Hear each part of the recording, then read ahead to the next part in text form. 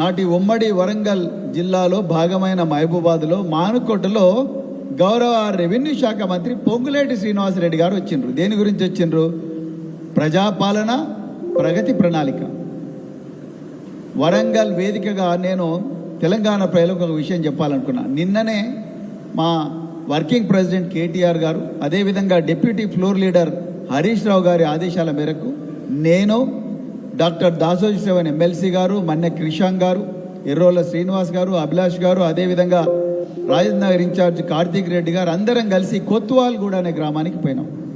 అక్కడ మంత్రి పొంగులేటి శ్రీనివాసరెడ్డి గారి రాఘవ కన్స్ట్రక్షన్ కంపెనీ పట్ట పగలే గుట్టలనన్నిటిని కూడా పిండి చేస్తూ అక్కడి నుండి మొత్తం కూడా కంకర తయారు చేస్తూ అక్రమంగా జీవో 111ను హైకోర్టు ఆర్డర్లను ఎన్జిటీలను ఉల్లంఘించి పట్టపగలే వాళ్ళు క్రషర్స్ అన్నీ కూడా పెట్టుకున్నారు. ఈ తెలంగాణలో అందరూ క్రషర్లకు కూడా మీరు నోటీసులు ఇచ్చిండ్రు. మీరు కన్సెంట్ ఫర్ ఎస్టాబ్లిష్మెంట్ ఉందా, కన్సెంట్ ఫర్ ఆపరేషన్ ఉందా, మైనింగ్ లైసెన్స్ ఉందా, ఎలక్ట్రిసిటీ కనెక్షన్ ఉందా లేదా, మీరు గవర్నమెంట్కు పన్ను కట్టినరా లేదా, సినరేజ్ ఛార్జ్ కట్టినరా లేదా, ఇవన్నీ అడుగుతున్న మీరు పొంగులేటి గారికి మాత్రం ఎర్ర తివాచి పరిచి మరి రాయల్ వెల్కమ్ చెప్పి దోపిడీ చేసుకోండి అని చెప్తా ఉన్నారు. ఎన్ని వందల కోట్ల రూపాయల విలువైన కంకరను దోచుకుంటా ఉంది రాఘవ కన్స్ట్రక్షన్ కంపెనీ.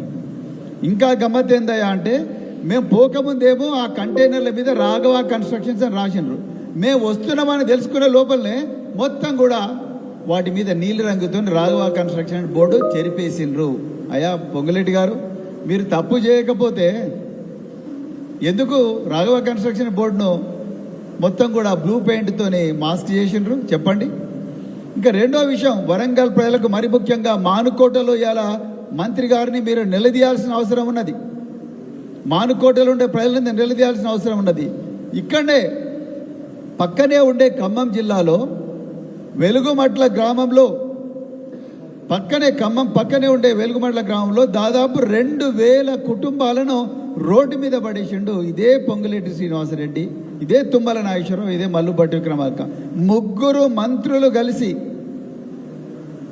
దాదాపు 2000 మంది పేద ప్రజల ఇండ్లన్నీ కూడా 4000 మంది పోలీసులను పెట్టి పచ్చగా బతుకుతున్న ఇళ్లల్లో, భూదాన భూముల్లో బతుకుతున్న ఈ పేద ప్రజలందరి ఇండ్లు గూలగొట్టి దాన్ని మరో గాజాగా మార్చి వాళ్ళని నాశనం చేసిండ్రు. ఇవాళ ఏ ముఖం పెట్టుకొని మీరు మానుకోటకు వచ్చి అక్కడ పేద ప్రజల ఇళ్లలో ధ్వంసం చేసి నేలమట్టం చేసి వాళ్ళను పెయిడ్ బ్యాచ్ అని, పేదోళ్ళనే ల్యాండ్ మాఫియా అని, అలాంటి పొంగులేటి శ్రీనివాసరెడ్డి గారు మీరు ఈరోజు మానుకోటకు వచ్చి మాకు ప్రజాపాలన గురించి చెప్తారా, మాకు ప్రగతి ప్రణాళిక గురించి చెప్తారా?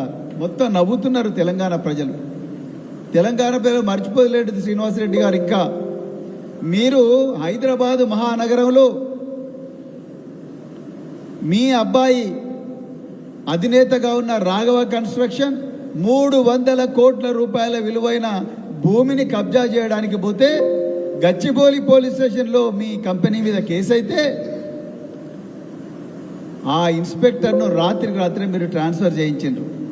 అదేవిధంగా ఇక్కడ సమ్మక్క సారక్క దేవాలయాలు ఏవైతే ఉన్నాయో, ఆదివాసీ వీరవనితల దేవాలయాలు ఏవైతే ఉన్నాయో ఆ దేవాలయాల కాంట్రాక్ట్ తీసుకొని అవి కూడా నాసిరకం పనులు చేసిండ్రు మీరు.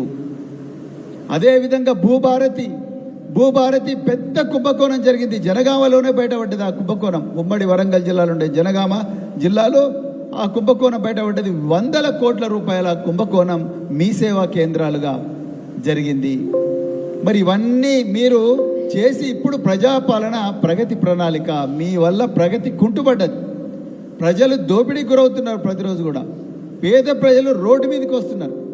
అయినా ఇవాళ మీరు ఏ ముఖం పెట్టుకొని ఇవాళ మానుకోటకు వచ్చి మేము ప్రజాప్రభుత్వం అని ఎట్లా చెప్తా ఉన్నారు?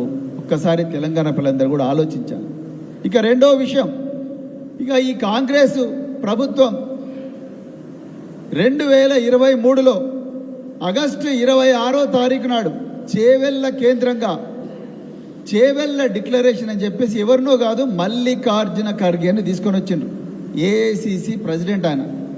ఈ దేశంలో మేము ఏఐసిసిని ఒక ఎస్సీ సామాజిక వర్గానికి చెందిన వ్యక్తిని మేము ఏఐసిసి ప్రెసిడెంట్గా చేసిన చూడండి అని చూపించుకోనికే మల్లికార్జున ఖర్గే ఏం చేసిండ్రు, ఆ మల్లికార్జున ఖర్గే చేతుల మీదుగా చేవెళ్ళ డిక్లరేషన్ చేసిండ్రు.